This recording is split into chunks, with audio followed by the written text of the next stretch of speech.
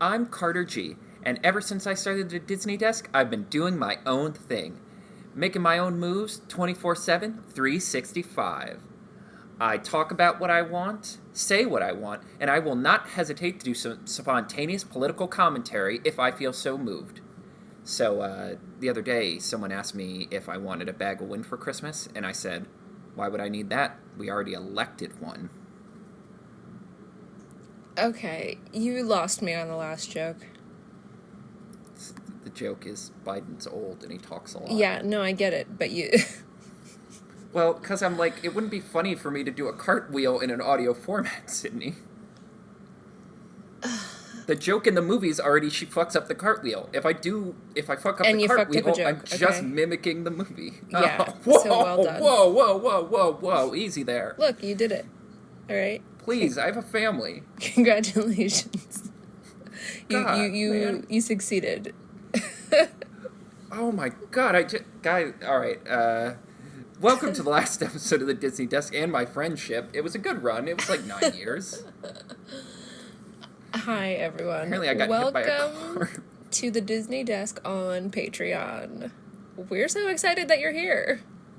Yeah, this is our first full episode. This is a big deal. This is a really huge deal. This feels like we're in a private club right now. This feels really secretive. And that's kind of exciting.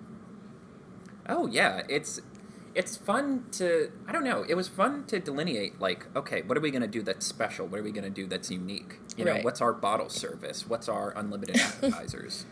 And we decided it's deep dives. At least today we have a really juicy deep dive for you. Yes, this is something we've talked about doing for a while. Honestly, years ago we talked about this idea of doing super analytical, really in the weeds analyses of films that sort of fit more of our mantra of being more of an investigative, journalistic sort of endeavor. Exactly, yeah. Today we are very excited to talk about Turning Red in depth. This is going to be a Yes. deep dive of Pixar's Turning Red. Yes, Turning Red, which came out on March 11th, 2022 on Disney+, directed by Domi Shi and co-written by Julia Cho. Yes, and if you are a regular listener, which obviously you are, I mean, that's kind of the pipeline, right? Why would you You donate? likely started on the regular show where we have expressed our love of this film. And so we are very excited to delve even deeper into this film that both of us are huge fans of.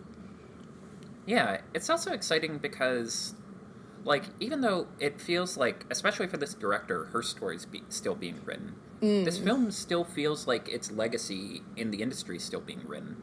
But at the same time, it feels like a big fulcrum point for a lot of what we've been talking about as of late in terms of, like, the diversity in media, in terms of the sort of wobbly state of streaming. Like, so much interesting stuff, both in the content of the film and what it represents, is already making waves in the industry. Right. So let's dive in. Where do we start?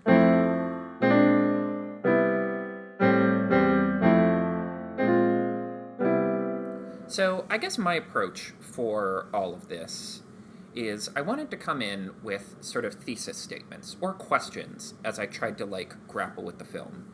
And the two that I came up for Turning Red are, how does a studio find its spark again? And how do you fix a culture? So, I'm not going to bore you all with, like, the whole history of Pixar. We'll have plenty of time to talk about the finer details.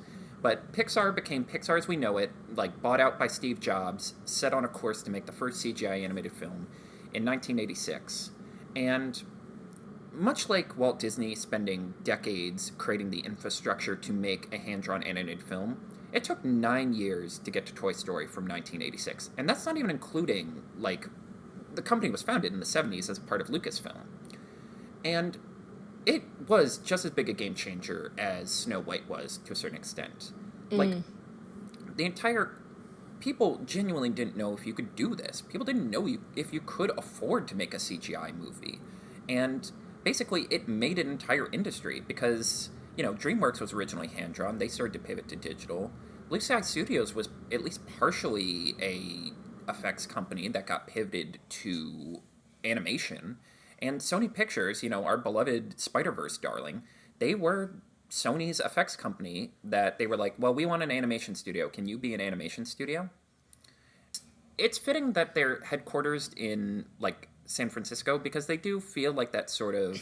They have that disruptor energy. It's like, here are Yeah, the great cool word. guys with the Hawaiian t-shirts coming in. Right. Like, they're cool. They're not those old stiffs at Disney. They make No. movies about toys and monsters. They Right. don't do your fairy tales. They don't do your musicals.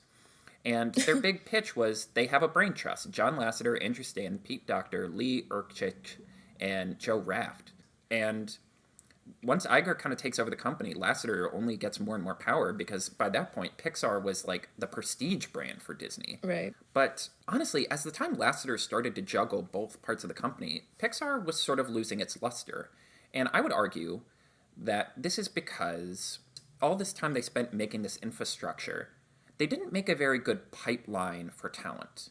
That's the biggest thing about Disney.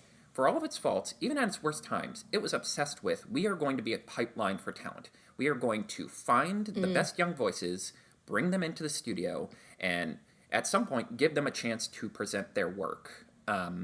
Meanwhile, during the golden age of Pixar films, basically like through Toy Story 3, let me just read you off the names of all the directors. John Lasseter, John Lasseter, John Lasseter. Although those first three films, all of them, apparently all of the brain trust kind of worked on them together. Pete Docter, Andrew Stanton, people I've already mentioned. We finally get Brad Bird with The Incredibles, but he was already friends with all of them. Like, they all went to Cal Arts together. Yeah. Like, they were bros. So it's not, you're not changing the game here. John Lasseter, Brad Bird, again, Andrew Stanton, Pete Docter, Lee Ernkrick. So, as you can see, no one outside of their little club is really getting to make movies. Right. And that shouldn't be a problem because, hey, they also have a really successful shorts program. But none of those guys are really being given, and it's all guys, which is kind of what all of this is building up to, Yeah. are really getting a chance. So Jan Pinkava, who made that famous Jerry's Game short, it's the one with the old man playing chess, he had a chance to pitch Ratatouille and then got kind of kicked off the project, although by all accounts his version wasn't very good. Doug Sweetland just left the company and ended up making Storks. Peter Sohn, he finally gets to make a feature. He gets left holding the bag for Good Dinosaur. Like, he's the final director they put on the movie where they're like, we have spent too long and put too many names on this to not release this movie. Oh, that was rough. Yeah, he finally gets to make his own movie with Elemental, which, again, I hope it turns out good because it took him a long time to get there. Right. Dan Scanlon, he ends up being asked to do Monsters U. They're not getting to make their own films. They're being asked to, like, make franchise material. And then he finally gets to make Onward, and then a freaking plague happens, so we all know how that story ended. Mm-hmm. And it feels like all of this comes to a breaking point with Brave, where, again, they bring in an outside voice, Brenda Chapman, who worked at DreamWorks. She's making a very personal story about her relationship with her mom in this, like, fairy tale Scottish, mythology. And they kick her off the project because of, quote-unquote, creative differences. In 2017, John Lasseter gets quietly removed from Disney and Pixar. And sort of it all comes out that sort of our worst fears were realized, that as with many Silicon Valley companies that the bloom fell off the rose, they were boys' clubs. I wanted to read this one or two quotes from an article that I think really underline it. Lasseter's open sexism set the tone from the top, emboldening others to act like frat boys in just about any other campus setting. I'll never forget the day a director compared his latest film to, and I'll censor this slightly, a big-breasted blonde who was difficult to nail down. But he didn't use the word breast. Now, Pixar's former golden boy faces accusations that he presided over a rowdy fraternity environment where female employees found themselves looking from the outside in, unable to exceed or ascend the corporate hierarchy due to what some would say was a systematic bias that extends beyond Lasseter. And again, I guess I would just sum all this up as saying it kind of was our worst fears realized about Pixar. That they were a boys' club, that they weren't really interested in building up talent. They were more interested on patting each other on the back and reminding themselves, hey, we're the best, aren't we? Mm-hmm. So Lasseter gets kicked out, and Pete Docter, who, despite being in the inner circle, by all accounts, was, like, someone who was trying to fix this culture and was trying to make it better. And even during the dark ages of Pixar, was trying to make things better.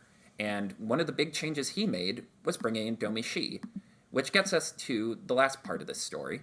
Domi Shi, a Chinese-born Canadian, went to the prestigious Sheridan College to do animation. She joined Pixar in 2011 and worked on Inside Out, Incredibles 2, and Good Dinosaur, but let's not hold that last one against her. Right. Nobody's perfect. Yes. Bao was a short film she pitched in 2015, which finally came out in 2018. Not only was she the first woman to direct one of Pixar's illustrious shorts, but she was the first woman person of color to win Best Animated Short at the Oscars. Wow. And I think it's very telling then that same year, Spider-Verse won Best Animated Picture, because this is when the sea kind of changed in terms of CGI animation, suddenly becoming the hot new, Right. Like there's excitement, Medium. there's creativity. Yeah. And immediately after, they immediately go, all right, what do you want to make as a feature film? Yeah. She presented 3 pitches, and the one they chose was Red, which she described in her pitch as a girl goes through magical puberty.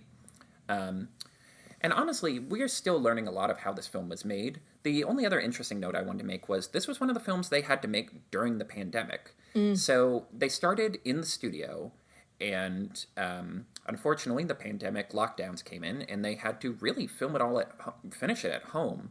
And in the behind the scenes for Soul, there's a very interesting discussion about how the system teams at Pixar, who are basically in charge of making sure all the computers are running well, basically were preparing for months for this and basically shimmied everyone's computer, basically like, here's what you'll need to do your job from home. And basically created this incredible infrastructure that allowed Pixar to keep making these movies at home, which I just thought was an interesting part of the story. Right.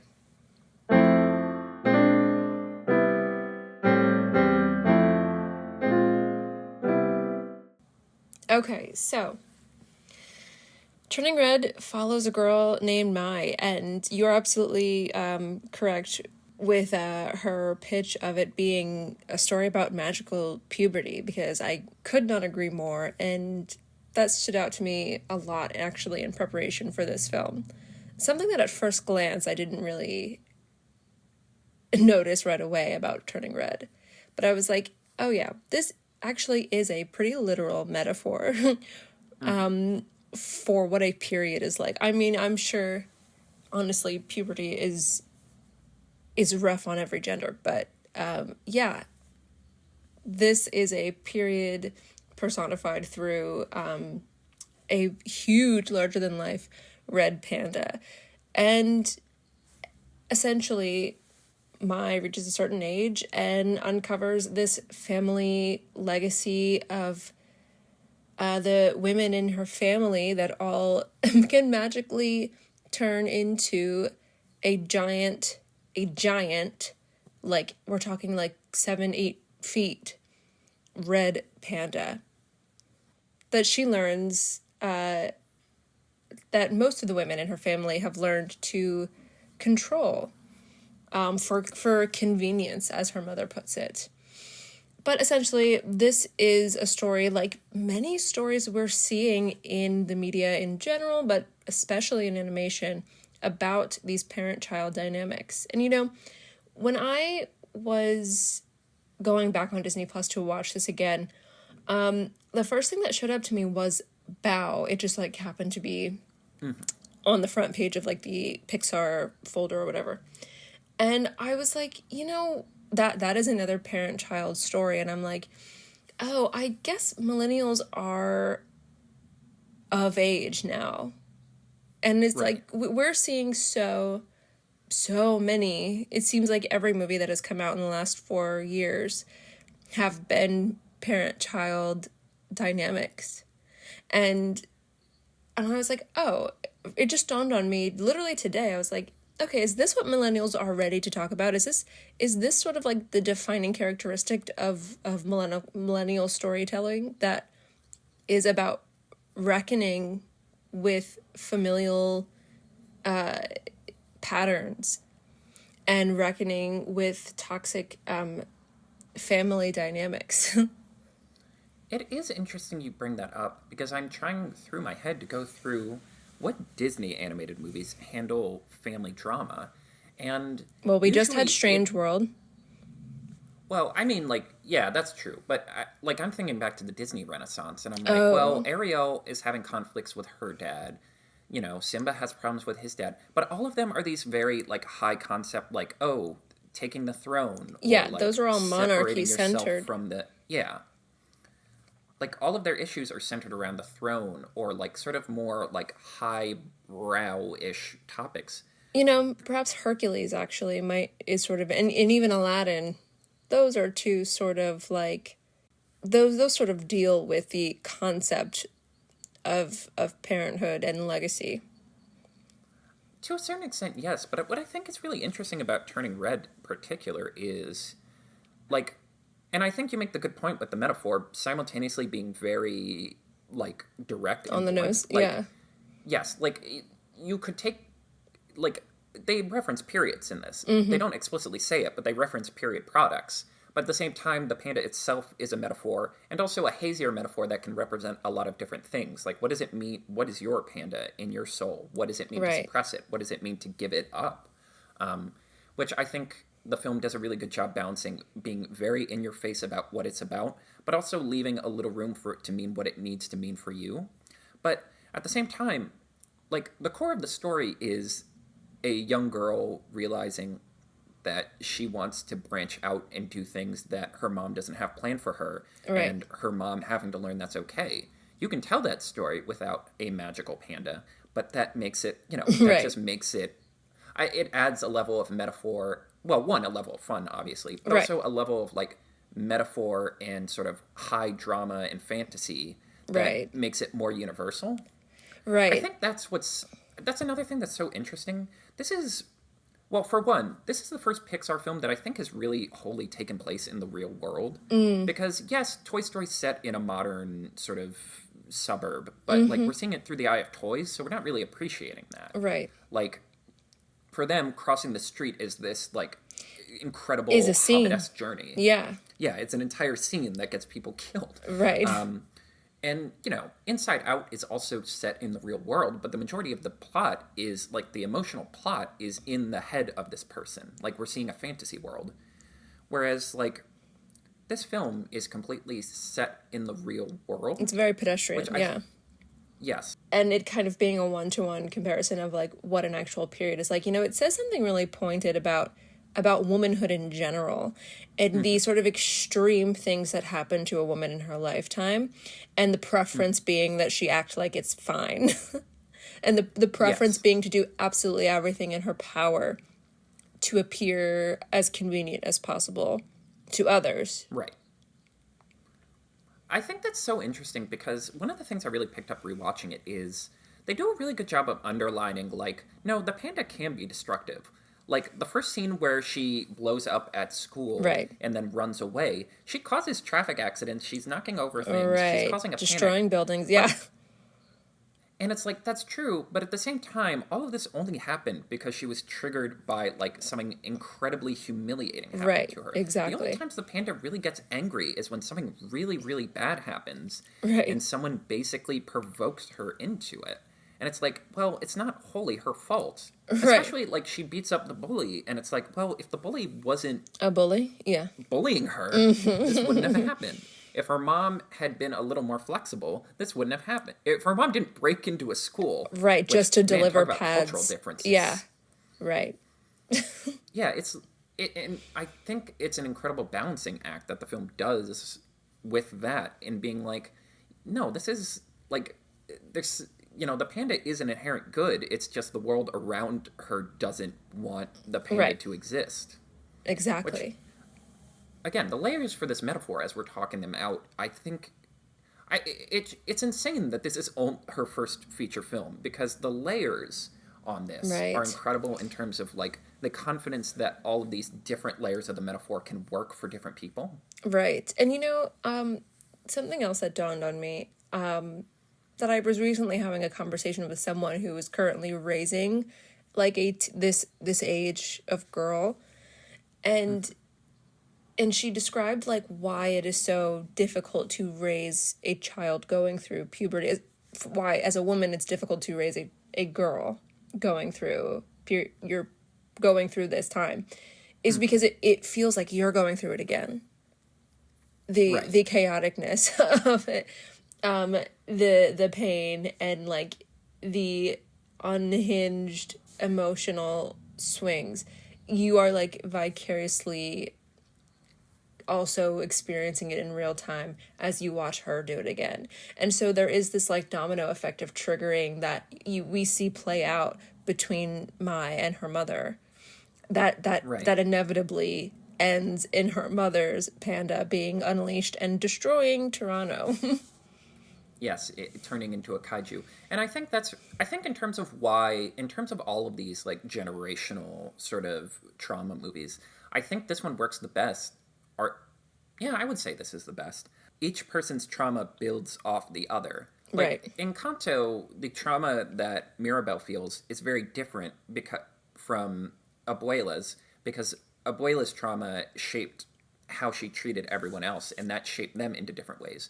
Whereas this is kind of a straight line. I think the visual metaphor of like Mei walking Ming through the bamboo forest as she re-ages into the right age is as blunt as it can get. Right. Where it's like, yes, Ming's mother treated her like struggled to teach her about this, and like they got into fights based off this puberty metaphor, and in turn Ming is making literally the exact same mistakes and desperately wanted to avoid it because she Right. did not warn her daughter that this was coming. Again, that like she explicitly says, I was really hoping I had more time, I would see signs, and I would have time I'd to know like what to come up with a do. battle plan. Yeah. And she was never going to know what to do, which I think is a part of the point. Exactly. Because even though you go through it, you're not ready to go through it again through someone else. Right. But it's you brought up the forest scene of her like meeting her mother as a child, and it's like, yeah, I think all of us have to at some point, for some of us earlier than others, do have to come to a reckoning of the idea of our parents being human beings with their own history and Right. their own layers and depth and story that led them to where they are now and what they're doing now. And that scene is so like, oh, it really guts you of Right. of seeing her as a teenager. Right. And we're jumping around, and obviously, like, we're assuming you've watched the movie if you're Yeah. listening to this, but there's so many pointed parts of that because it is tough to think about the fact that your path isn't just your path, it's everyone who's come before you path. That you're just the next part of that, and at some point you're going to walk it by yourself. Right. And, like, and again, that, like, I really love the ending where Ming just says, like, no matter where you go next, I'll be proud of you. Like, again, it's underlining, like, yeah, I don't have control over your path, May, but I hope that I just get to be a part of it. Right. And I think that's also, like, the masterclass of this movie is that it doesn't really feel like an ending. Like, it has a Right. satisfying conclusion, but the arc, like, this isn't, the arc of this film isn't like, oh, I'm going to leave forever, or I'm going to be a panda forever, or like, and I think that's what, getting back to the idea that this is set in the real world, this is like a regular domestic conflict that happens to have a magical part to it. Right. And it's about a mother and daughter, like, they're going to live together still. Right, They're still yeah. family. Like, they just have a new understanding. Like, yes, the relationship that they had is over, but they're still on the same path Yeah. together. And it's just kind of having a better understanding of each other and being like, you're not me, May, and that's okay. Right.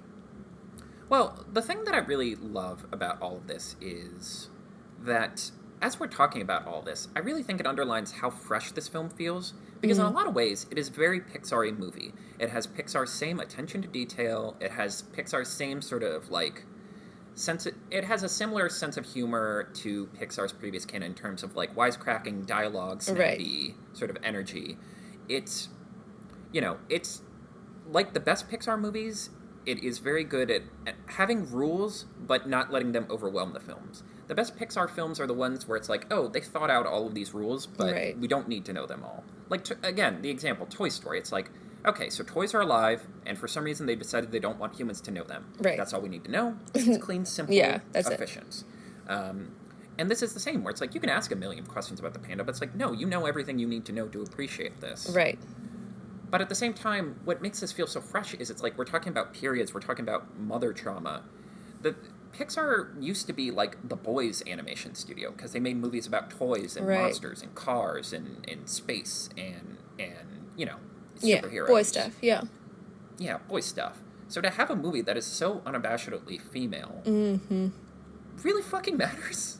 You know, I didn't appreciate that until now, actually. Because I'm one of those, in my brain, I don't know about you, I find it difficult to differentiate within my own brain between Disney and Pixar. Because it all is Disney to me. And I sort of don't really look at them through, like, specific lenses like that. Yeah, it is interesting. Well, and I think that's the challenge for us, because we grew up in the era where Disney was Pixar. Right. Like, it's Disney and Pixar's, like, you're not showing up for Chicken Little. You're showing up for Toy Story 3. And you're just not showing up for Chicken Little. I also just wanted to say, this is a masterclass in tone. Ooh. I hate to invoke Ghibli, and I'm only invoking it because, like, Domi invokes it a lot in her discussions about the movie. Like, she's like, yes, Ghibli inspired me. Because I hate this trend of, like, white critics being like, Asian people make an animated movie? Ghibli. Right. But I think in terms of, like, I think what really stands out for this film in terms of, like, capturing a different style of animation is not just Western animation, but Western films in general tend to be very strict about tone and very strict about genre, where it's like genres have specific tones and you have to adhere to those at all times, every time. No buts, no ifs, no buts. Whereas this film, like, particularly like the nightmare scene where she gets the panda, like, very scary imagery. And then out of nowhere, she imagines this boy on a piece of sushi as a mermaid. Like, emotional scenes have jokes. Like, intense scenes have, like, punchlines.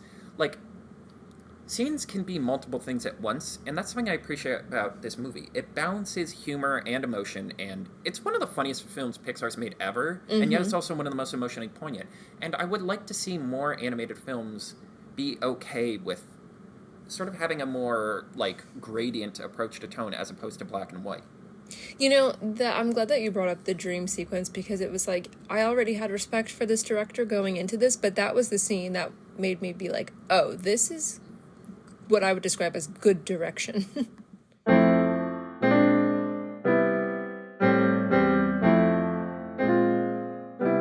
I wanted to talk more about our main character, Mai.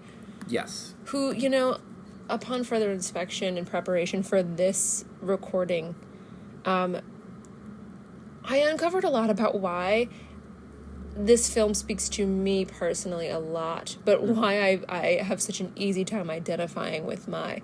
And, you know, and we talk about the idea of setting something in the 2000s, which is like, correct me if I'm wrong, but this is like the first thing ever set in the early 2000s. I mean, extremely goofy movie, because true. That was extremely 2000s. Peak X Games time. But in a time that is obsessed with nostalgia and retro everything and throwback fucking Thursday, like, we have not. This feels like the first official thing that's like, hey, this is a film that takes place in 2003.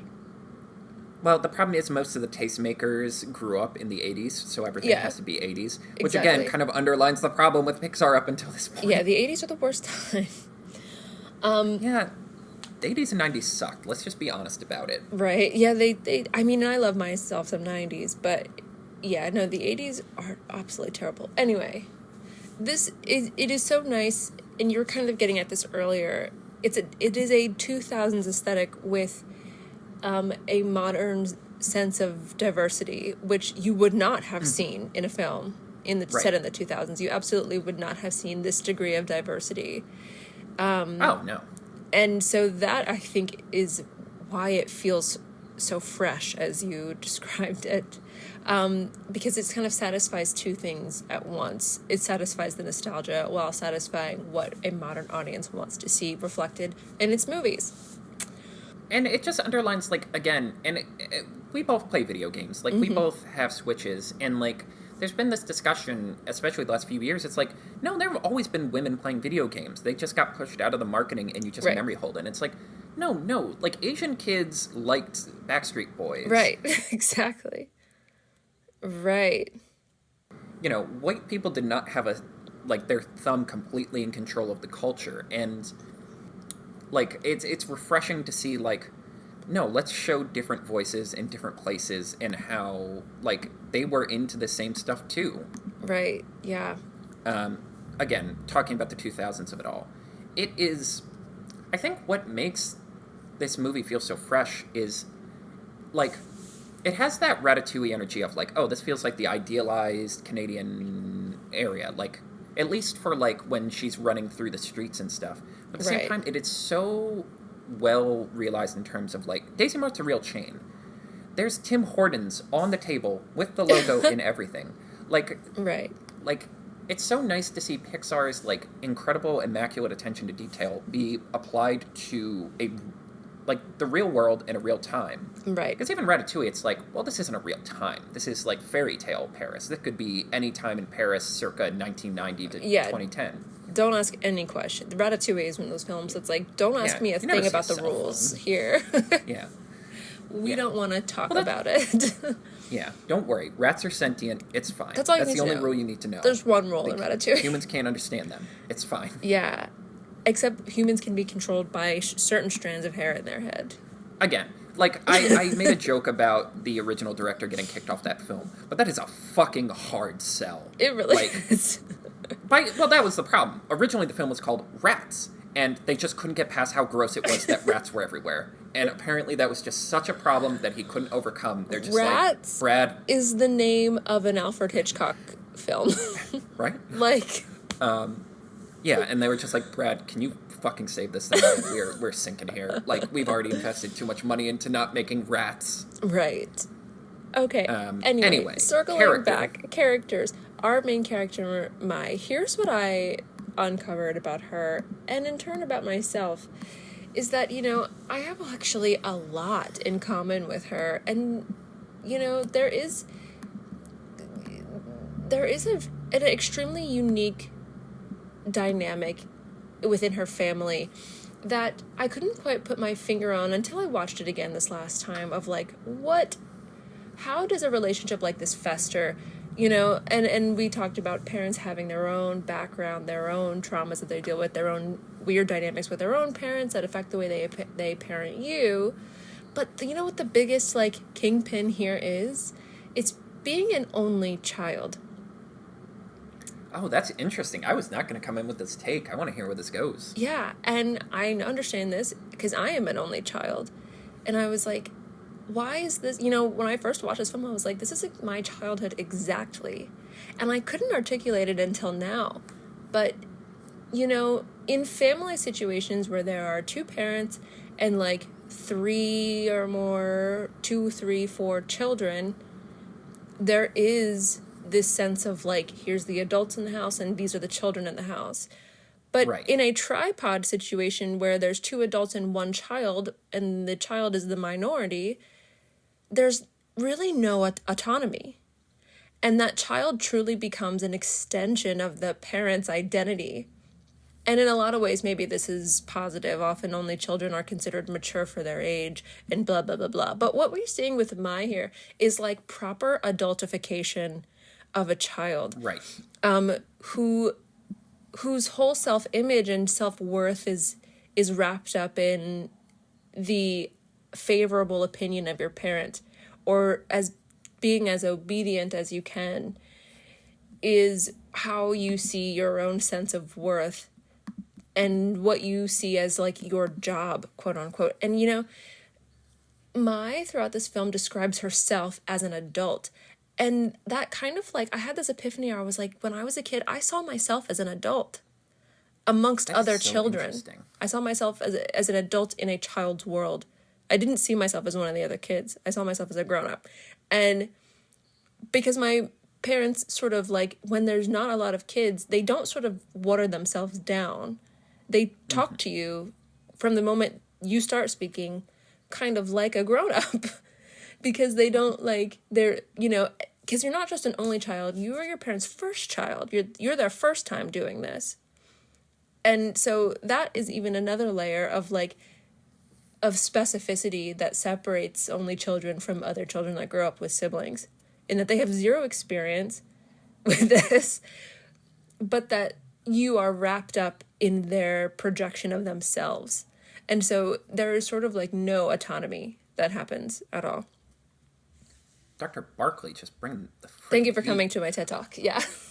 Well, no, it's so interesting because when I think about it, because I have two siblings and I have an older brother, and I would say more like while I see reflections of myself and my parents, I also see a lot of reflections of myself and my brother. Like, yeah, you're getting pulled in different directions. You just honestly, it really is just you have more frames of reference for what life looks like. Yeah.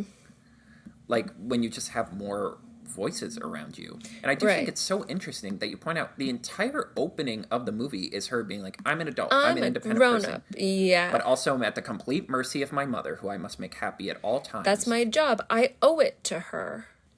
Well, I was going to say, that is like the entire emotional, like that's the whole load-bearing beam for this entire movie. Like, rewatching it, it really is amazing. They don't blow up until she refuses to, like, get rid of the panda. Right, exactly. Because, like, the whole blow-up at the Dairy Mart, where, and I will defend Ming on this, if I found a bunch of drawings of a 18-year-old boy, I would be a little like, oh, what the fuck? Her action, if you found that... It goes over the top, but I would be pretty suspicious of this man. If you found that your job as a parent is to pretend that you didn't find it and do nothing about it and move on and give your child their privacy to create mermaid, whatever it is that they want. Okay, I'm not... That part's her fine. Her behavior is absolutely how old is this guy? unexcusable. And a traumatic experience that I think would haunt me for the rest of my life. Well, she shouldn't have gone that far. But the point, like, something really pointed happens immediately after that scene, which is that, like, Mai has this talking to with herself in the mirror, and that's what I was getting to. Yeah, there's an immediate self-punishment that happens when you disappoint your parents because your identity is pleasing them. I think the part, like, so much of this film's, like, why this film works so well, both in character and story, is because the first real big blow-up her and her mother have ever, well, maybe not ever, but it feels like, that we in terms of what we've seen, she immediately has like a complete meltdown where she's just losing her mind and blaming herself, is crying to a picture of her mother saying, Mommy, I'm so sorry. But it turns around the other way too, because Ming blames this guy who literally doesn't know who Mei is for all of this. It's obviously his fault. And then after her daughter, to be fair, does like kind of assault a kid, like hits a kid, gets in a fight. And, like, to the point her bully's in tears. Right. Instead of being mad at her daughter, which, to be, like, again, she told her not to release the panda, so she has, like, some grounds to be a little upset that her kid lied to her and then got in a fight and could have really hurt a kid. Right. She immediately turns on Mei's friends and are just like, you people, you're bad influences. Right. You talked her into all of this. Doesn't even for a second dare to suggest that her perfect girl would do this. Right. And the entire film has this... Mei is an extension of her own validation. That is the core here, is that, and often in these dynamics, the parents see their child as their validation. If the child can't mess up because that means that something that you did was wrong. Right. And yeah, the entire movie is this boiling kettle. Yeah. And the minute Mei chooses a different path, Ming is like, oh, well, how dare you? Both how dare you and like, I fail. You know, her mother immediately is like, how could you let this happen? Right. And you're like, oh, yep, the whole line is clear here about how we get to this point. Mm-hmm. But even like, you know, this is sort of immediately proven to be a deeply seated pattern when Ming's mother calls her and is like, you need to control her. Like, that is the familial pattern here, is that is that it is the parents, like, the judgment is going to fall negatively on Ming in whatever Mei does as an individual person. Right.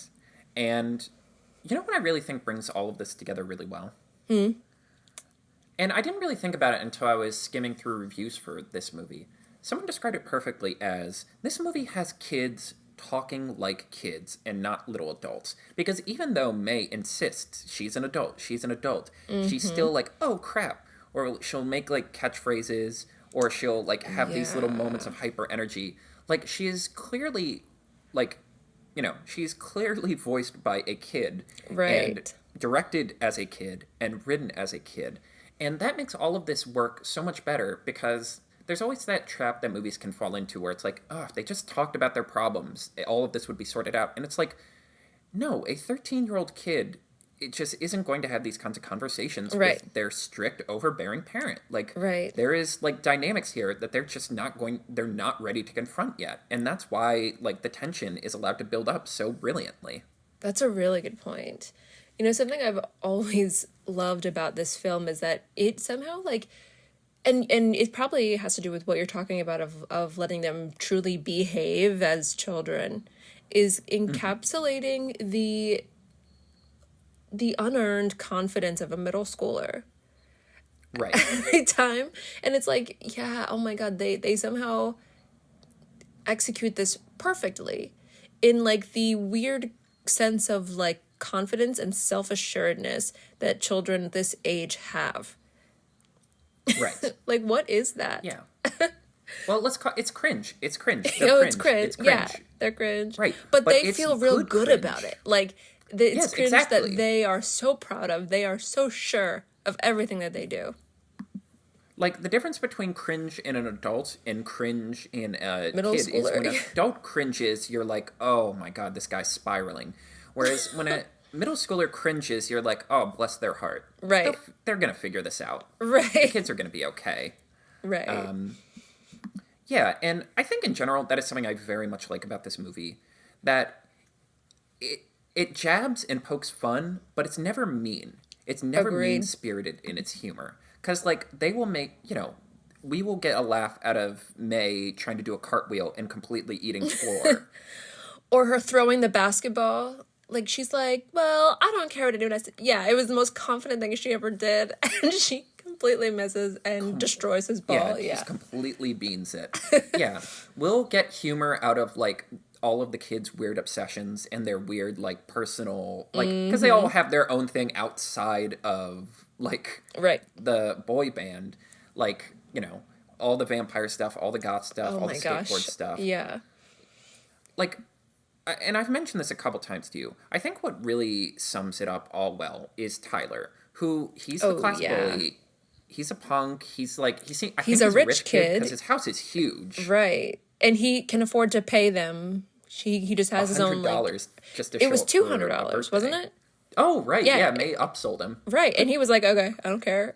Like he Yeah, had it. doesn't even hesitate. And the fact that they weren't even bringing presents, water off his back. But Right. like after this emotional catharsis moment, Miriam looks up and immediately goes, Tyler. And there's that brief moment, there's that brief joke that he's super embarrassed to get caught here. Right. As And he's wearing an Aaron Z like headband. Right. But what really makes it work is normally this would be like, haha, we've defeated the bully, we've humiliated him Yeah. in public, and like The that's egg is the on end of his face. arc. Yeah. Yeah. But instead, they immediately geek the hell out Right. that they found another classmate who loves this thing. And then Right. he's just in the group. Yeah, Like, he's a friend. In the final scene of the movie, he shows up to go to karaoke with him. And I'm like, that is such a Isn't that sweet, beautiful? earnest moment that's simultaneously really fucking funny, but also Yes. really fucking sincere. Right. And yet, again, it's so true to kids where it's like, yeah, this guy was a bully, but then, like, we learned that we have things in common, and now we're just And that's friends. behind We us. hang out because we have a mutual hobby. Right. And that's enough. And you're right, it is kind of beautiful. Right. You know, I am a sucker for like friendship stories. And in a film about like a solid group of friends that would do anything for each other. And like so this film really just scratches that itch for me in so many ways. Oh, Maya and her friend group are perfect in every single way. I think the way that they incorporate them into her controlling of the panda is really beautifully done without being, overdone. Right. And her conflict with them makes a lot of sense. They really would go to the ends of the earth for her. And And but yeah, you're right. Like, can 13-year-olds, what sort of choices can a 13-year-old really make? Yeah, I mean, it is interesting because, yeah, you're right. Like, their conflict is earned in the sense of, like, I do like that there is consequence to May stabbing them in the back, but at the same time, they're still best friends. Right. Like, The like they don't have Tamagotchi. to go Yeah. through some epic quest to, like, prove each other's love like you would Right. normally in a movie like this. And I like that they use them. They kind of become the antagonists in the sense of, like, the thing that is going to finally cause this mother and daughter to blow up is May, for at least a little while, choosing her friends. Like, I like that it feels like it's an organic conflict and one with no bad guys, Right. where it's like, yeah, no, May loves her friends and wants to express that more. Absolutely. Who's your favorite of the three? I am. Oh, Abby. Oh, I think she's the most hilarious character, like, of the group, of this whole ensemble. I think she's the funniest. And because she just has this, like, weird rage that is, like, right, sort of, she is the definition of a loose cannon, and that is her right. personality. Yeah, it's like, Is I think that's what's amazing about this movie, that all of these characters are very heightened, exaggerated versions, but at the same time, you're like, you knew kids like this. 100 You of knew all a of kid them. who was just a rageaholic in her overalls who would, Yes. like, And I just love that she's, it's the like, speaks overalls. Korean, and when she's, like, upset and will punch anybody, but just, like, scream, like, everything, even when they're spying on Devin at the Daisy Mart, and she's, like, talking about, like, how soft his hair, like, she just has this, like, energy behind Yeah. all of her emotions, not Yeah, even the it's negative always ones. angry. Her Yeah. default emotion is anger, and Right. everything has to filter through that. Exactly. Yeah. And so I'm just obsessed with her. I also love Priya because she's kind of Yes, like the girlfriend that you want, you know? right. And I also like, I don't know, I like that this film does work in all of these different 2000s things. Like, I like that we get Twilight in there. And Yes. again, it's played, like, straight and earnestly, especially because, like, I grew up in the 2000s as a boy. I was, like, brainwashed into shitting on Twilight and Yeah. shitting on boy bands, even though I either didn't have a strong opinion or I was like, oh, I kind of like their music. Right. And it's nice to, like, that we get these different facets of, like, girls pop culture through all of these different people. I mean, personally, I'm a big Miriam person just because I stan a tomboy with Right. flannel. And maybe my favorite joke in the entire movie is just, like, when they help her control the panda, they get shoot out of May's room, and May says, She lets that slip. Miriam, especially you, my mom doesn't like you as it is. And she just goes, wait, what? That is it just lands so perfectly. It's Yeah. such an earnest kid thing. It's like, wait, she doesn't. In terms of, like, oh man, you know, if your parent doesn't like me, how's any of this gonna work? Right, exactly. You have to seek everyone else's parents' approval on top of your own. Exactly. And that, like, isn't that true though? Growing up, like, there's always one kid in the mix that your parent kind of looks sideways at for Yeah, for it's whatever like, reason, why did and you you're have to be like, friends with them? right. And it's like, but I love Like, them. hang out But with Nick instead. Nick is nice. right. Yeah. In terms of other characters, I don't know if you wanted to bring up any others, but I was just gonna bring up her dad, who I really I literally was enjoy. going to bring up her dad too. It's this film, I can't say enough good things about this movie. But you know, sometimes these extra characters, they have no idea what the hell to do with. And that certainly Right. is not the case here. That he offers some of the most important exposition. Right. I mean, it is the secret weapon of this film where it's like nothing is wasted. Every character Yeah. feels fully fleshed out and is in exactly enough of the movie. And they also all feel like they have very, like, nuanced, fulfilled lives Right. off screen. Like, the aunties originally had a lot more, like, there are multiple scenes of them that got on the Right. cutting room floor.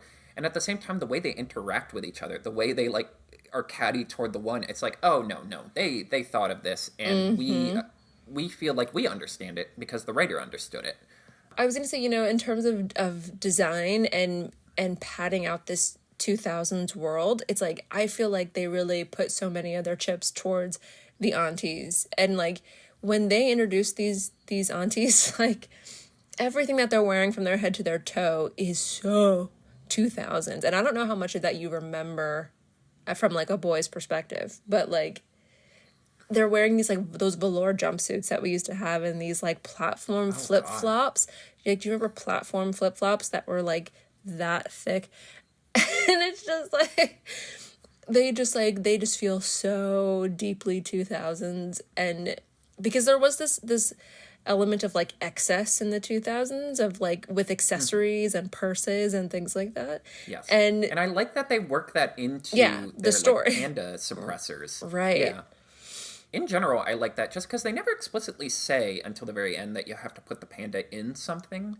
To They control just are it. like, look, kids aren't dumb. They'll figure out basic, like if we show them these things and then show them, like they can put piece one and two together. Right, They'll figure this out. exactly.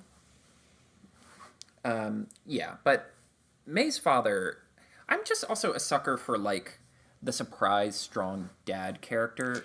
Like Right. I love Jin's dad. One, I love that they do the anime bit with him where like the glasses shine white, but it's actually just the steam from like a pot. Yes. Yeah, like I like that he has this level of emotional sensitivity that he's trying to be the peacemaker between these two Right. people. Yeah. And Rick is able to recognize that like they trust her with a lot of other responsibilities around why can't she try going to a concert, you know? And I like, as you're describing, so much of Ming's emotional turmoil is reliving what she had to go through. And Jin, because he didn't, is able to like articulate to Mei and Ming like, hey, why don't we step back and sit in the other person's shoes for a minute? Like everything's gonna Right. be okay if we just talk it out. And by the way, you know, random thought that I wanted to mention. Why did this movie not come up when we were talking about our favorite Disney foods? Cause yeah, that's a I hope fumble. that I hope that face plant hand palm Yeah. recorded on the mic. Yeah, there was a strong face palm there for all of you Yeah. listening at home because the food in this film looks extremely good. Speaking of Yes. the Those introduction Tim Hortons of donuts. her father.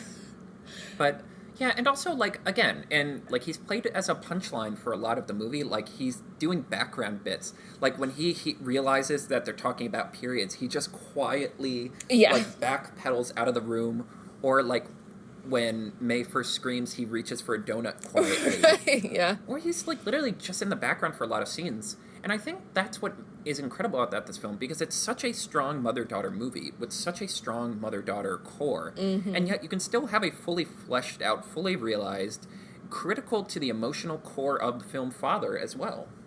Agreed, yeah. Oh, and I just wanted to say, you know, Sandra Oh, I just can't say enough beautiful things about her. Her performance in this film, I think she is the standout actor in this movie. Oh, yeah. She's This remarkable. feels like it kind of feels like also like on top of just being a masterpiece of a film, it also is kind of just a vehicle to be like Sandra Oh. Let's give her a big meaty role Right. so she can just flex on him. Exactly, and it is a hard flex, absolutely. I mean, all the way through, I'm just so extremely impressed with her in this film. I just wanted to throw that in there.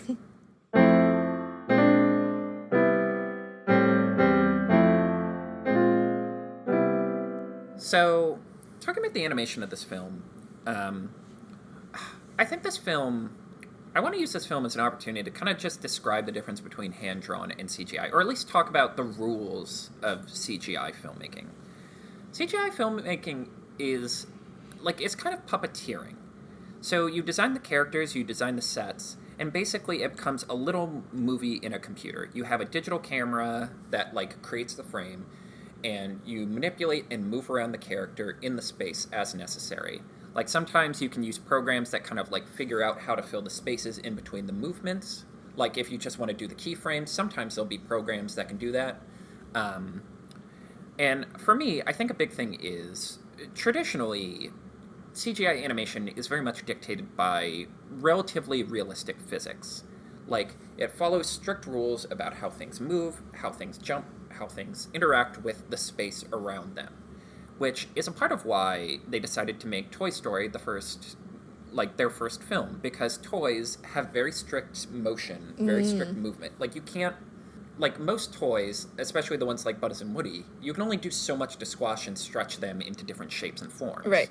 Like, so you're just playing with the tools you have at your disposal. And as time's gone on, we've added more and more tools to the CGI handbook to sort of give more flexibility. Like, the biggest example, and I don't know if you remember that Pixar exhibit from the Franklin Institute. I do. But, yeah, a lot of that was just talking about the different programs they made for each individual movie. But a good example of this is in Monsters, Inc., the problem they were running into with Sully's hair was it literally, the computer didn't know what to do with it. So, like, he would run and jump, and the hair would either get left behind or it would move weird. So they had to create all of these different programs and algorithms that could basically realistically depict how fur would move when Sully moves. And as we've gone further and further into CGI being the dominant American form, there's been a lot of work to take a lot of what's good about hand-drawn animation, sort of the flexibility of movement, how you can kind of like stretch and squash and contort faces and shapes into different shapes and sizes, and bring that to CGI, make computer programs that can be like, no, the person does not have to follow the rules of a traditional human skull, for example. And I think this film is a masterclass in that, in terms of being like, oh, this is a film that gets back to, like, the core of classic cartooning, where, like, humor can come from just how people's bodies suddenly change shape. Right. For me, the funniest shot in the whole damn film is when she finally gets to the concert, and Miriam's like, isn't your mom mad? And May goes, what's she gonna do, ground me? And all of them just cock their heads back up in a single frame and suddenly have the largest mouths they've ever had in the entire movie. I forgot about that part, yeah. Yeah, and I think that is... And some people are derisive toward this style of animation because it's called, like, Cal art style, you know, like the bee and mouse and the shapes. But for me, this new style that Pixar's leaning toward is so much more visually appealing than what came before, because something about combining the super realistic textures they're doing with the more cartoony design just really harmonizes really well. I don't know about you. For me, ever since we saw Into the Spider-Verse, I have a real deep appreciation for the sort of cross between CGI and...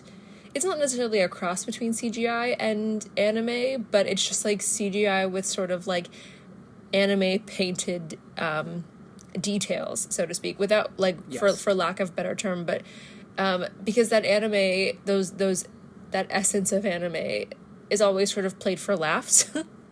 When and sort of to emphasize that things are getting like really serious or heavy or like moving faster.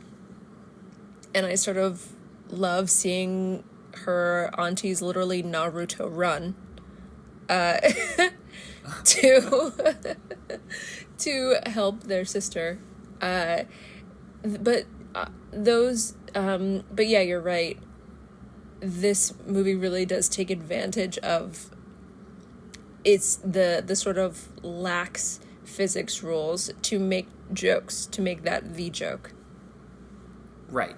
Yeah, like, especially because it's all of the characters. It's not just... Because, like, even the Disney hand-drawn movies, like, during the Renaissance, like, there would be rules for specific characters. Like, you know, the villains have to always be, like, imposing. They have to always take up the frame. They always have to feel like they're a shade darker than everyone else. Whereas, like, the lead lady and guy, they have to have, like, very strict physical rules. They have to move smoothly. They can't, like... They can't be contorted or look weird or, you know, they have to always look prim and proper. And then you would have, like, Pumbaa or LeFou, who would be allowed to be, like, turned into an accordion or, like, stretched out ridiculously. This movie succeeds, and it ties into the tone thing of, like, yes, at any given point, any character can suddenly be a foot shorter or be squeezed into a position a human isn't supposed to be able to be squeezed into. And... Yet, they're still all able to be serious characters and emotional characters. And I think that's such a hard balancing act to find. In my notes here, I have about how this like, Chinatown neighborhood of of Toronto truly could only be created by someone with like a first person affection for the real place itself, because there is just something so beautiful. There's kind of a similar palette that we see with Mulan. Anytime Chinese anything is brought up, I find myself like really falling in love with the aesthetic of this film, because it sticks to this bright pastel isn't necessarily the word, but it maintains this really bright essence throughout the entire film that adds to what can only be described as fresh. Yeah, that word I keep coming back to. The color palette is so cozy. Yes. Like, especially because it's all underlined by these pink poofs. It's so like again, the running joke is that she's very soft and fluffy, and the film feels like that. Yeah. Which I will say, going back to the story real quick, I love that the resolution to, like, no, all the kids are super into this. They're not freaked out. Of course they're into this. That is the best Their part friend can turn into a magical monster. That rules. That is the best part of Abby, who after like seeing the panda for the first time and then it goes away and she's the only one that's disappointed that that Mai has returned to normal. Yeah. But yes, and I will say, like, again, the Pixar attention to detail, something about them creating, and this is why I like them telling a story in the real world. There's something about, like, seeing a real street in a real place, motivated by a director who has been to those places before, or has lived in those places before. It just feels so fresh. I mean, I would say it's the same thing with Seoul and Luca, where I'm like, I mean, Luca's a little different because that's a fictional town, but it's based on real places. Like, you're like, every street of this feels real. But I also like, at the same time, as cozy and refreshing as the palette is, it also feels very real. Like for the most part, like, we don't like oversaturate anything. Everything is colorful. Like, the sky is the brightest and most vibrant color of all, but everything else is colorful but believable. Right. I like the school in particular because it's just such. You watch it again, you're like, man, this fluorescent light is so gross. It's perfect. Right? Yeah. It is so perfect for all of this. And you mentioned the anime style, and again, the influence of anime are so obvious here in terms of, and they described it in some of the behind the scenes stuff as staccato, like the snappy movements that we don't really get to see too much in American animation, especially non-Pixar, where like there will be so much comedy made around just like someone completely stops and freezes and then suddenly moves really fast and then suddenly stops, suddenly moves. Like, there's so much you can do with physical comedy and animation that you simply can't do in live action. Right. And I'm glad Pixar is going all in on that. Agreed, yeah. And the other thing in terms of like anime influence, I think the advantage Pixar has, like something I love that I think has been a strength for Pixar to a point, is they are really, they have a great technical understanding of hand-drawn animation, but also live action. Like, their movies, like, work really well because it's like, you know, CGI is kind of like making a live-action film in the sense that there's a camera. You know, the programs have a camera in them. You have to think about where the camera is in the scene and how you put it on the set you have and how they light it then. Hell, Pixar was going to make a live-action movie at one point. Yeah, that's for another discussion. But I like that this movie says, well, hold up, the camera's not real. Like, it's there, but it's not real.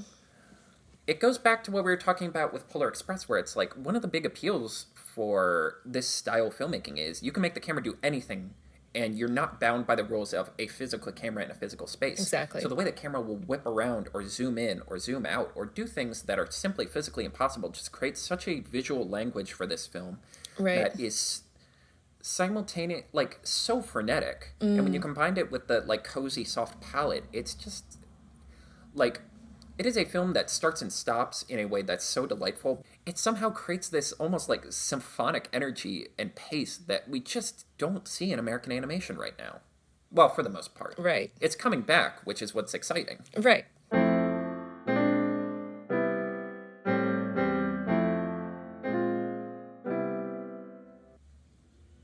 I just want to talk about the boy band. I only ever want to talk about the boy band because this is probably my favorite part of Turning Red, is Four Town. I am a certifiable Four Townie, or just a Townie, I think is what the fandom is called. I think I talked about this during Podmas at some point, but yeah, my Spotify Wrapped included Four Town. I think like the first and second songs on my like top 5 or whatever were from Four Town. So let's talk about Four Town, shall we? Four Town is the boy band, the focal point of this entire story, or like the sort of like B plot, I guess you could call it. The goal of Mai and her friends. They are the plot, but not the story. That's the way to put it, exactly. They're the plot, but not the story. They are pretty much, I don't want to call them a copy and paste, but they are the best parts of 90s 2000s boy band culture and girl band for that reason. But yes, the 2000s were about groups that could sing and dance and were cute. were cute boys. Even though they're called Four Town, there is inexplicably 5 of them. And I love that the running joke is like, oh, 3 of them are important and the other 2 kind of don't matter. That is... I mean, that's the joke that feels the most lived in, where it's yes. like 3 of them were given elaborate backstories in terms, like, by their manager. Like, they were given the character traits. Robert. They're like, as we're branding this, yes, Robert, you're the lead, so you get the most stuff. Robert speaks French, yeah, which is so cool. You other 2 get, like, one little interesting thing, and you 2 are just nice. And, yeah, they were like... Oh, and 2 of them have the same name, which is also funny. There's Aaron T and Aaron Z. And one of the Aarons matters, but the other Aaron doesn't. And that is really funny. Yes, it really... If there's one thing that sums up the film the best, it is the boy band, because it's like... This would not work if it wasn't so well observed. Exactly. None of this would work if it didn't feel like this is someone who lived in the 2000s. Absolutely. Now, as someone who lived in the 2000s, I participated in boy band craze hard. I was an NSYNC fan. And as opposed to Backstreet Boys, even though I did love myself some Backstreet Boys, but I loved NSYNC. I was absolutely one of these girls. I was absolutely a fangirl. Still very much am. My favorite was JC Chazé. I thought he was cute. But I really... What's sad is I'm more into boy bands now, if only because I had to learn all that nonsense about BTS.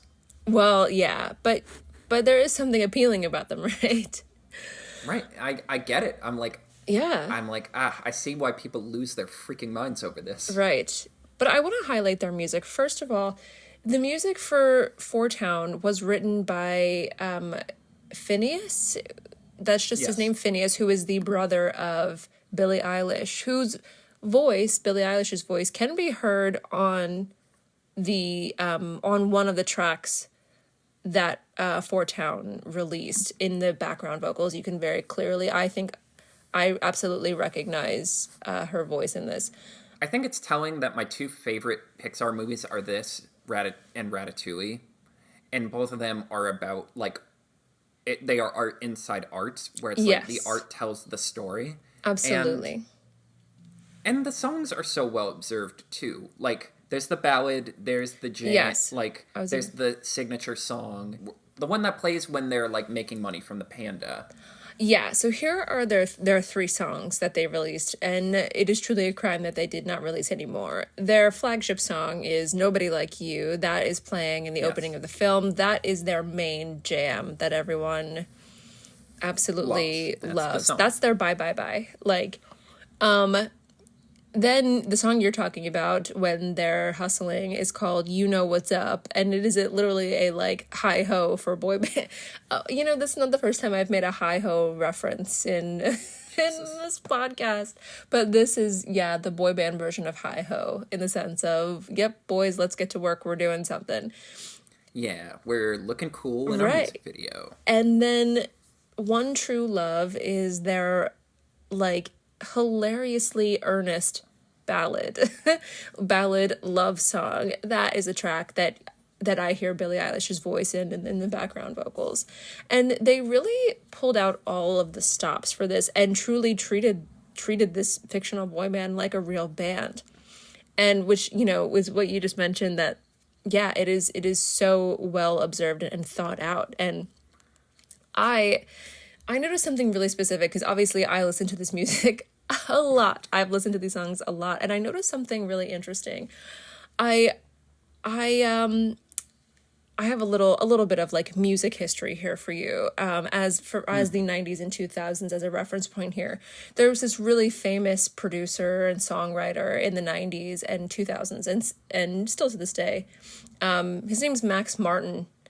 I think he passed away actually since, but he he was one of the most prolific songwriters of this time, of this era, and he wrote songs for the Backstreet Boys, NSYNC, Britney Spears, everybody. He's written their hits, and he's from Sweden. He's Swedish, so there is this like language barrier in his writing, and so all of his music, it was sort of iconic because it was like he wrote catchy, infectious pop songs that when you look at the lyrics are actually nonsensical. And that is because he sort of wrote them with a language barrier of not That's so interesting. 100% understand. Like, not that he didn't understand English, but it was like that wasn't the point of what he was writing. He was writing a catchy Right. song. And like the biggest example of this is the Backstreet Boys, I Want It That Way. Which when you look at the lyrics, tell me why, ain't nothing but a heartache. Tell me why, ain't nothing but a mistake. I never want to hear you say, I want it that way. It's a song about nothing, but it's also about, it's very earnest and emotional, and you get it, but the lyrics don't make sense. Hit Me Baby One More Time was another song he wrote. What does that even mean? And It's so interesting. and so I'm bringing this up because Four Towns music mirrors that exact concept of really catchy earworm music that if you look at the lyrics, they're slightly nonsensical. That, like, the person who wrote this could not make peace between, like, figuring out English and Yeah. making the rhythm work. Right. Their goal was, You know what's Max amazing? Martin's goal was to make the words rhyme at the right parts and to write a catchy ass song. And they cadence were be damned. hits. They were absolute hits. They were bangers. They were at the top of every chart. They are the most famous song of these artists. They started Britney Spears' career. They are the most important thing the Backstreet Boys have ever done. And Four Town, they stuck to that formula for Four Town. Four Town's lyrics are hilarious if you listen to them. They don't make any sense. It's so interesting because, like, referencing Ghibli one last time, one of my favorite Ghibli movies is called Whisper of the Heart, which I think has a lot of similarities to this, where it is a pointedly set in the real world movie. And that movie doesn't have any magical realism other than, like, a dream sequence. But a big subplot with that movie is music, and pointedly, her school, they want to sing Country Roads, like the John Denver song. Okay. And they're trying to figure out how to keep the rhythm while making lyrics that make sense. And throughout the movie, she's doing different drafts, trying to figure out how to get the themes of the song across in Japanese. And it's so interesting, that language barrier of, like, how do we make peace between cadence and making sense? Right. You know what I really like? And it goes back to my, like, this is a good-spirited movie where everyone's in on the joke. So Ming breaks up the concert. They are on wing, like, it is the silliest image of, like, this boy band that's established as the coolest motherfuckers in the room. Oh my And God. they are on angel wings on a They're rig, suspended. and all of them. Can yes, we talk about they this realize concert how and how fucked they are. like I think that's the funniest joke is just how extravagant the presence of these boys is and the way that they come out onto the stage in the first place. Like they come out of these cages. It is, but like that was the spirit of like the boy band era. And then yeah, they ascend to the sky with angel wings. Yes. Bob's Burgers has a similar bit with their Yes. Boys for Now, Yeah. where they all come in on different, like, extreme sports instruments, or like boards and stuff, like surfboard, Yeah. a skateboard. One of them comes in on a unicycle Yeah. from the ceiling. And yes, this image of them being stuck there, Robert at some point just goes, "Oh, guys, Yeah. help." One of them just curls up into a fetal position as they're Yeah, getting they're swung. crying and yeah. And yet, even after all that, they finally get away. Right. And the, like, emotional high point, like, the sort of, like, hooray, the day is saved moment is they have to sing the family song, And again, Right. it is one of the greatest examples of setup payoff I've ever seen in a movie. It is where they exquisite. establish you have to sing a song to create the rift to the spirit realm. Yeah, it It doesn't doesn't matter have to what. be any particular song. It could be Celine Dion if Yeah. you really choose it to. She gets name dropped twice in this thing. Right. She's Canadian. so- I guess that makes sense. Oh, yeah. So they can't sing it loud enough. So Miriam and the gang take the mic to start beatboxing. Right. And then, Boys for Now, the greatest The boy band harmonies. that has ever lived, Oh, wait, no. nearly Town. after dying, are being asked to save the world. Oh, God, I said Boys You for said Now. Boys for Now, For yeah. Town. Nearly after dying, are being Right. asked to save Toronto from a giant panda monster. And they're don't ready. even hesitate to give out the sickest, thickest damn harmonies this Right. world has ever seen. And it They is literally just, saved the world. You're right. It is the most satisfying payoff to hear Nobody Like You blended with this like Chinese chant that these aunties are doing, and they just Right, they're making seamlessly peace. are layered over one of each, like one another, and you're like, oh my Robert god. falsettos so hard he rips a hole in the sky. Exactly. Yeah. And this is And- another thing during this segment when the boys like collect themselves and then they're suddenly ready. They animated choreography from a Backstreet Boys music video. And I think Really? I may have shown this to you a while ago, but like, yeah, I'm a dancer, so I recognize weird shit like this. But yeah, they actually took like frame for frame choreography. They animated choreography from the Everybody music video of Backstreet Boys. So they're doing I do recognize it. They're doing real Backstreet Boys choreography during this part, and that is my like attention to like that's my chef's kiss moment of like these people know what they're doing and went through this with a fine tooth comb. And I'm just gonna say it. If a Four Town song isn't nominated for Best Song at the Oscars, we're wasting our time. This Right. song is 100 times better than the song Billy and Phineas wrote for James Bond. Yeah. Well, all right, the song was fine. My whole like beef is stop trying to make Bond songs sound like Adele. I know Skyfall was the most successful Bond movie ever, Yeah. but they don't all have to sound like Adele. No. You could try something different. Right. Live and Let Die was good. Everyone It liked was, that. yeah. That sounded different. Right.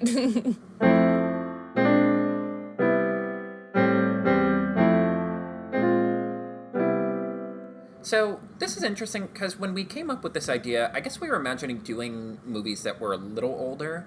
We won't spoil any topics we might do in the future, but talking about this film's legacy, it's hard to really pinpoint because, you know, obviously the movie did really well. It's almost certainly going to be nominated for Best Animated Film at the Oscars, but we'll never know how well it could have done because, Right. as many of you know, so during the pandemic in 2020, Soul was moved to Disney Plus, and it sucked, but it was like, well, there's nothing we can do. It's not safe to go to movie theaters. This is probably the right decision to make. But then Luca got pushed to streaming. And then everyone was like, well, okay, one more sacrificial lamb, everyone will be vaccinated, Turning Red will be the triumphant return to theaters for Pixar. But then Disney decided one more. So Turning Red went straight to streaming. Domi, she obviously, she said all of the right things. She's like, it's disappointing, but at the end of the day, it's not, the sides of the screen that matters. But at the same time, there was a lot of unrest in Pixar about this. Like, they were mad. Yeah. Like, a lot of them were like, God, they were Hollywood Reporter articles about this, where it's just like, man, we can't even afford to get the upcharge premium thing. Like, Yeah. Marvel gets the premium, but we don't. Right. And it sucks. And, like, in terms of all of this discussion, and then on top of that, Lightyear finally comes out in streaming. It's like, it really does kind of encapsulate all of this frustrating stuff with Pixar, where it felt like Pixar was getting stale, it was a boys' club, and they weren't letting diverse voices speak. And they finally let some new faces come in, bring new ideas, and be more diverse. And all of that goes to streaming. Gets buried on Disney Plus, while the spin-off of Toy Story, John Lasseter's Baby, gets to get the big screen debut. And it really bites because it feels like such a big moment was undercut. Like, such a huge deal was undermined. And it's difficult because, It's straddling that disappointment while also acknowledging, like, no, things are different for Pixar.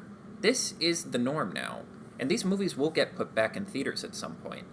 And on top of that, like, Domi Shi was promoted to a vice president of creative alongside Stanton's, like, alongside the old guard who are still there at Pixar.